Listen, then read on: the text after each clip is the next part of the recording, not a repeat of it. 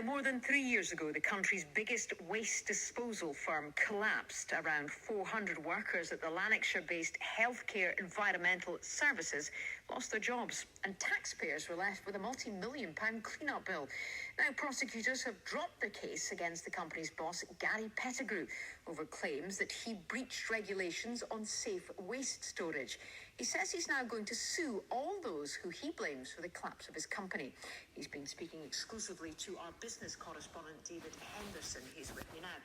David, it's a complex case, but sum it up for us, if you would. Well, it is, Fiona. This is a story of spectacular boom and bust, which features at its heart this Scottish company, Healthcare Environmental Services, HES, a waste disposal firm set up in Shotts in Lanarkshire, which grew and grew and grew over just a few years until it became one of the biggest companies of its kind in the UK.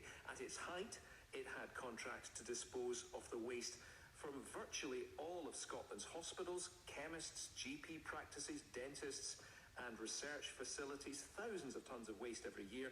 HES then expanded south to handle waste for hundreds of hospitals and thousands of care homes in England, playing an absolutely crucial role in the NHS and care system there. And then, in just a few weeks, it collapsed because it's claimed it could not cope with the sheer volume of waste that it was contracted to deal with. Now, England's Environment Agency first raised the alarm about this at the end of July 2018, so more than 5 years ago. The UK government at that point said too much waste was being held in a number of waste storage and treatment sites owned by HES. That led to health trusts cancelling their contracts in England. The same happened in Scotland, and within months, HES went bust.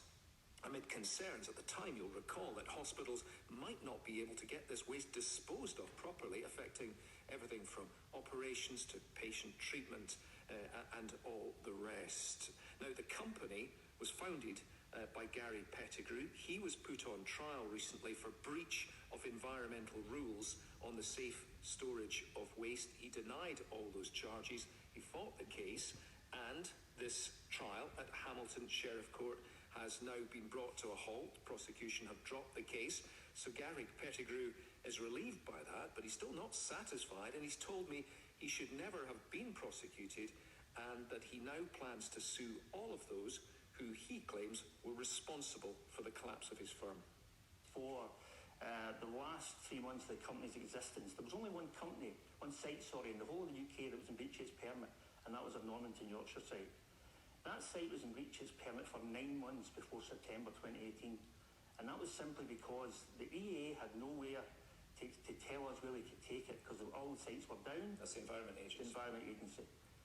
And for 9 months, we knowingly breached a permit after we told the EA that we were going to go into breach, and they allowed us to breach it for 9 months. And then obviously, because it wasn't any better, they needed a scapegoat, hence Step Forward Healthcare. Why did they take you on like that then? What was behind it, if that's the case?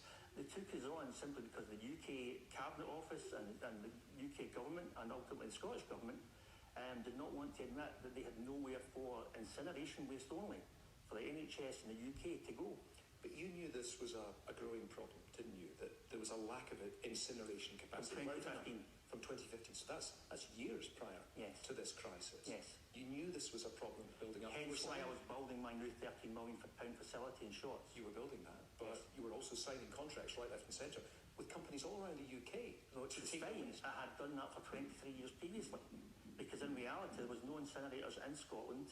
It was quite the norm to take the waste to England, but these facilities were now 40-year-old and running out of time. So the reality was that was becoming the problem, and hence I said before, we started developing our site at Shotts in 2010, and it took us to 2017 to become operational.